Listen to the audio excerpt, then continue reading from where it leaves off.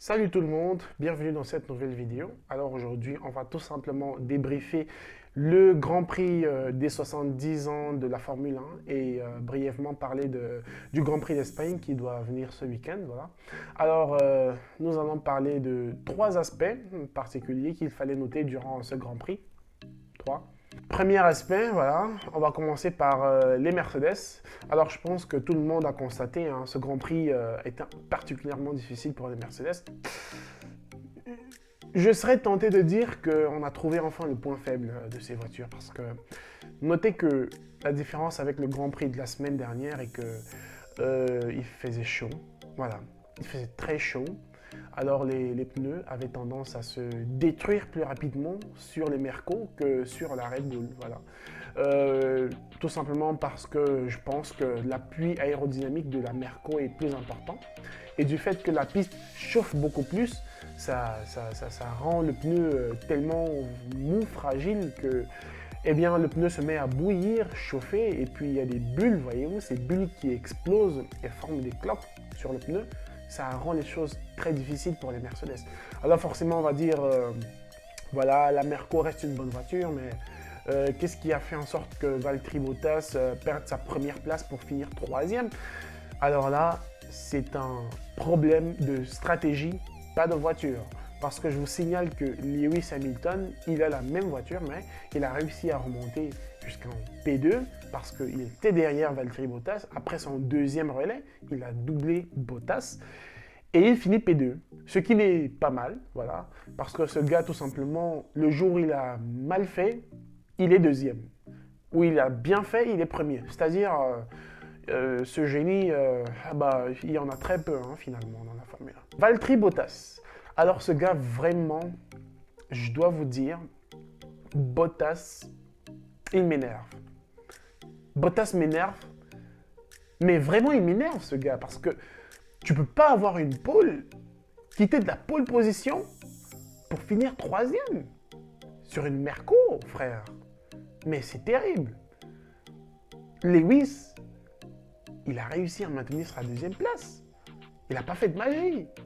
Il a eu une très bonne stratégie. C'est vrai qu'on a entendu Bottas plus tard dire comme bon, mais on a fauté sur la stratégie, l'équipe est gna gna gna gna gna, mais néanmoins, avec sa voiture, Bottas, il défend pas, il n'attaque pas, il est là, il roule, comme qui dirais-je, tout taxi en route. Hein. Il a complètement subi cette course, les gars. Alors le pauvre, moi ça me fait mal pour lui, mais franchement il m'énerve.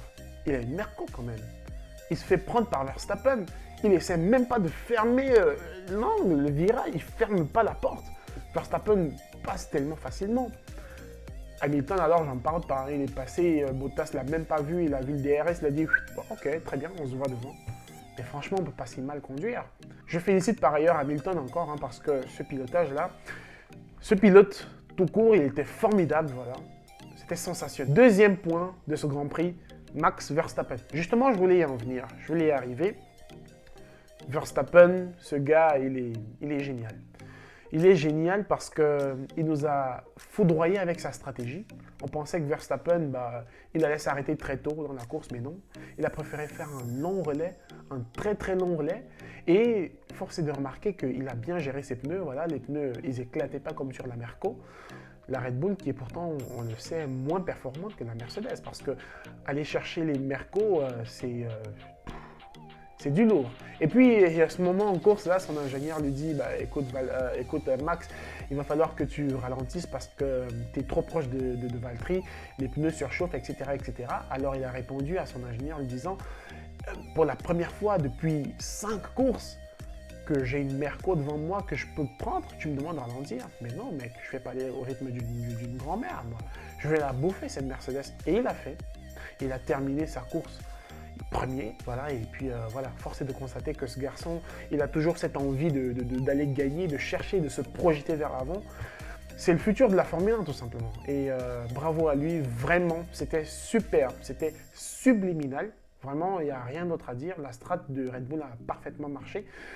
Son coéquipier Albon aussi s'est bien battu, voilà. Il a fait quelques beaux dépassements. C'est vrai que Albon, on le sait, il est un peu moins talentueux que Max Verstappen, mais je trouve qu'il se débrouille plutôt bien. Le Grand Prix de la semaine dernière, il était plutôt sous pression avec sa Red Bull. C'est vrai que l'ambiance dans l'équipe, Red Bull, c'est plutôt une équipe à foutre la pression sur le pilote, voyez-vous. Et puis, Max est le grand chouchou, hein, on va pas se mentir. Mais très belle performance de la part d'Albon et qui, il finit dans les points. Et puis, très bon. Troisième et dernière réaction, et Ferrari. Alors, je vais parler justement de ces Ferrari. Je vais commencer par Sébastien Vettel parce que là, je pense qu'on est arrivé au point de non-retour. Vettel, il n'en peut clairement plus de cette écurie de merde. Il veut se barrer. Il souhaite que la saison se termine le plus vite possible. Comme ça, il s'en va. J'ai cru entendre que Vettel est dans les négociations avec Racing Point. Bon, ça, je ne sais pas, ça va se confirmer dans les prochains jours. En tout cas, il a fait part de sa décision de rester en Formule 1. Toujours reste-t-il à savoir où il va aller. C'est un quadruple champion du monde. Je ne pense pas qu'il va chômer, non. Il a du talent. Mais vraiment, Vettel, il a eu des problèmes avec sa voiture en essai libre. Voilà, on ne sait pas trop, je sais pas, il y avait de l'huile qui suintait. À un moment, il fait, pour sentir, qu'est-ce qu'il sent sur ce véhicule? Quelle est cette odeur? C'est l'odeur de l'huile.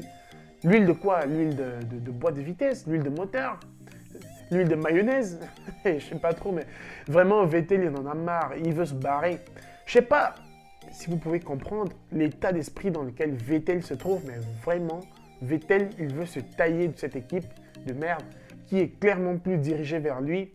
L'équipe ne s'intéresse plus à Vettel, elle est projetée davantage sur Charles Leclerc. Je reviendrai sur Charles, bien sûr, mais Vettel, ça me fait mal parce que j'aime bien ce pilote et c'est un quadruple champion du monde. Et il a beaucoup gagné dans sa vie, mais avec Ferrari. Mais le fait que là, je pense que le divorce est consommé avec Ferrari, entre Vettel et Ferrari, et c'est dramatique. Le voir finir ainsi avec un véhicule endommagé, je ne sais pas si on sabote volontairement le véhicule de Vettel, ou alors tout simplement c'est lui qui veut plus conduire. Bref, il y a un problème entre Ferrari et Vettel. Je sais pas, affaire à suivre. Charles Leclerc. Clairement, Ferrari cette année, ils ont une charrette, ils ont une trottinette. On va pas se mentir, mais Leclerc qui réussit à faire une P4 sur sa Ferrari, c'est incroyable. Ce jeune, il est doué. Bon, l'équipe est actuellement tournée vers lui, on va pas se mentir. Hein. L'équipe est tournée vers Charles, mais Charles réussit quand même à faire P4. Il est doué, ce petit, il est doué. Il n'est pas dans la même situation que Vettel. Charles est mis en confiance par l'équipe. Je pense que c'est d'ailleurs pour ça qu'il réussit à faire des podiums de temps à autre et à finir aussi haut dans les points. Voilà, il est en confiance. L'équipe est tournée vers lui et voilà, il fait P4. Très beau résultat de la part de Charles, il n'y a rien d'autre à dire là-dessus. Et voilà, je pense que ce sont les plus importantes réactions que l'on pouvait avoir de ce Grand Prix. Il était très beau le Grand Prix, juste assez impressionnant de voir à quel point les pneus de la Mercedes se dégradaient. Personnellement, j'aimerais pas être à la place de ces pilotes. Je pense que là, finalement, pour revenir un tout petit peu sur Mercedes, hein, on a peut-être trouvé le point faible. Il va falloir que l'équipe technique travaille vraiment dur là-dessus. Parce que le Grand Prix d'Espagne qui arrive ce week-end, il fait chaud en Espagne actuellement. C'est l'été et voilà, la piste risque de chauffer. Si l'équipe ne trouve pas une solution rapidement, le scénario du dernier Grand Prix risque de se reproduire. Direction le Grand Prix d'Espagne. Grand Prix d'Espagne sur le circuit de Catalunya à Barcelone, en Catalogne bien sûr. Très beau circuit, très rapide. C'est le circuit d'ailleurs sur lequel s'effectuent les essais hivernaux. Les essais hivernaux, c'est tout simplement lorsque les écuries finissent de développer le véhicule dans l'usine, ils l'amènent sur ce circuit pour que la voiture elle tourne. Pour la toute première fois, voilà, ils essaient de voir la voiture en action. Voilà. Qu'est-ce qu'elle peut faire, comment elle se comporte dans les virages, etc., etc. C'est pour rôder un tout petit peu le véhicule, pour le préparer. C'est la pré-saison en fait. La pré-saison, la saison de Formule 1, l'avant-saison en fait. Donc ce circuit-là, il sert à ça, il sert à voir comment le véhicule se comporte sur la piste. Et voilà, on y revient pour le Grand Prix d'Espagne. C'est un circuit assez connu, assez vaste, assez rapide, qui comporte des sections rapides, 2 zones de DRS et tous ceux qui ne savaient pas encore jusqu'à présent, le DRS c'est tout simplement l'aileron arrière des véhicules de Formule 1 qui s'ouvre et qui permet à plus d'air de passer, qui donne plus de vitesse au véhicule, voilà. Et je vous rappelle que le DRS n'est activé que sur certaines zones, notamment les zones de ligne droite, voilà. Et à des moments précis, c'est-à-dire il faut être 1 seconde derrière le véhicule qui nous précède. Petite parenthèse hein, pour les DRS. Bon, je reviens au Grand Prix d'Espagne. Très beau circuit, il fait chaud actuellement en Espagne. J'ai peur que Mercedes n'a pas beaucoup de temps. Il faut qu'ils trouvent rapidement des solutions, sinon le scénario de la semaine dernière risque de se reproduire ce week-end. Mais je connais Mercedes, ce sont des bosseurs, ce sont des travailleurs, ils vont trouver des solutions, ils vont réussir à extirper la tête du caniveau, voilà. Et puis on attend de voir de belles réactions au Grand Prix d'Espagne.